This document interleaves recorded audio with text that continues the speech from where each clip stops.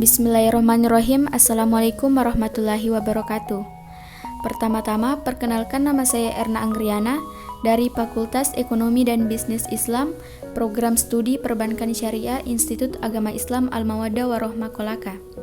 Baik, pada video kali ini saya akan menjelaskan materi mata kuliah komputer yang berjudul Sistem Komputer. Yang pertama, kompetensi dasar. Di sini mahasiswa mampu memahami komputer sebagai sebuah sistem yang tersusun atas sejumlah komponen serta hubungan di antara komponen-komponen tersebut. Baik, langsung saja. Yang pertama, komponen sistem komputer. Yang pertama itu hardware, terdiri dari CPU atau Central Processing Unit, memori, input atau output, device interconnector.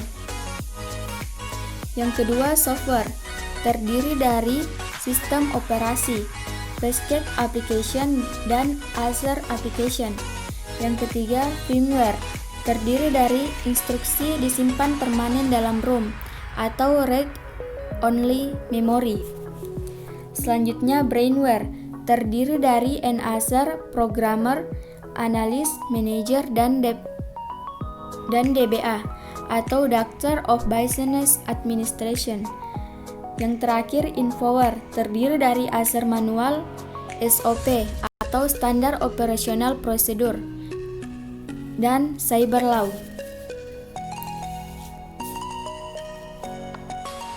Selanjutnya yang pertama yaitu CPU atau prosesor. Fungsi utama prosesor adalah melakukan proses aritmatika dan logika pengendalian operasi komputer. Yang kedua, terdiri dari ILU atau Arithmetic and Logic Unit dan Control Unit. Yang terakhir, kecepatan kerja ditentukan oleh kecepatan clock dari kontrol unitnya.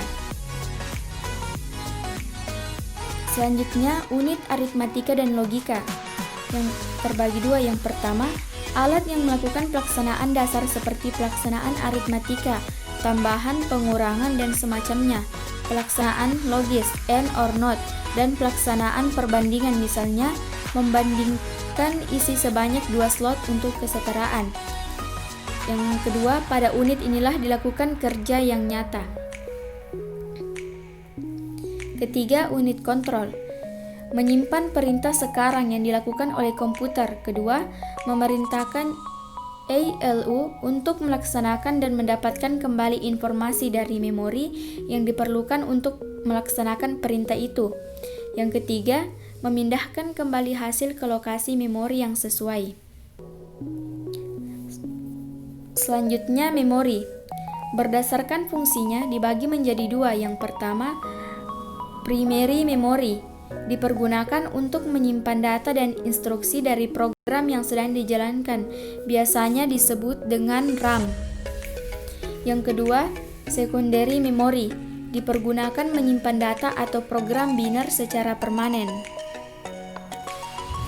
Selanjutnya, input-output device, berfungsi sebagai penghubung antara komputer dengan lingkungan di luarnya. Input-output membolehkan komputer mendapatkan informasi dari dunia luar dan menaruh hasil kerjanya dari komputer. Selanjutnya, input device atau piranti masukan, berfungsi sebagai media komputer untuk menerima masukan dari luar. Beberapa contoh piranti masukan. Yang pertama, keyboard,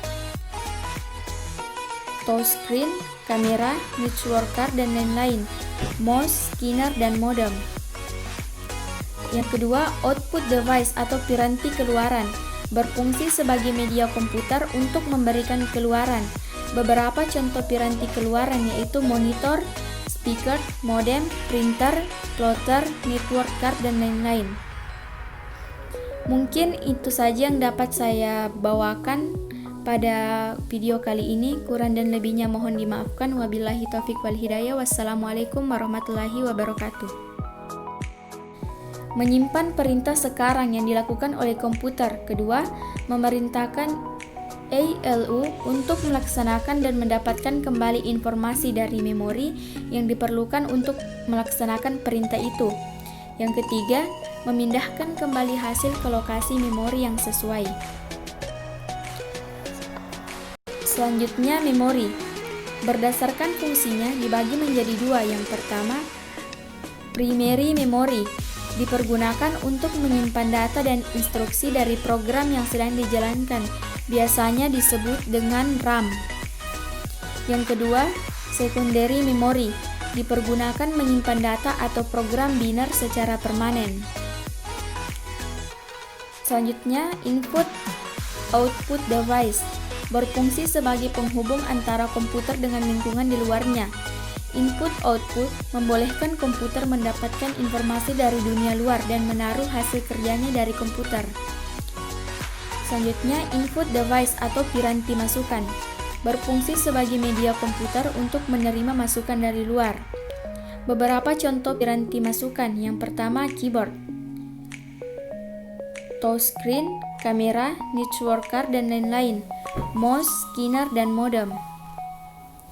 Yang kedua, output device atau piranti keluaran, berfungsi sebagai media komputer untuk memberikan keluaran. Beberapa contoh piranti keluaran yaitu monitor, speaker, modem, printer, plotter, network card, dan lain-lain. Mungkin itu saja yang dapat saya bawakan pada video kali ini. Kurang dan lebihnya mohon dimaafkan. Wabillahi taufiq wal hidayah. Wassalamualaikum warahmatullahi wabarakatuh.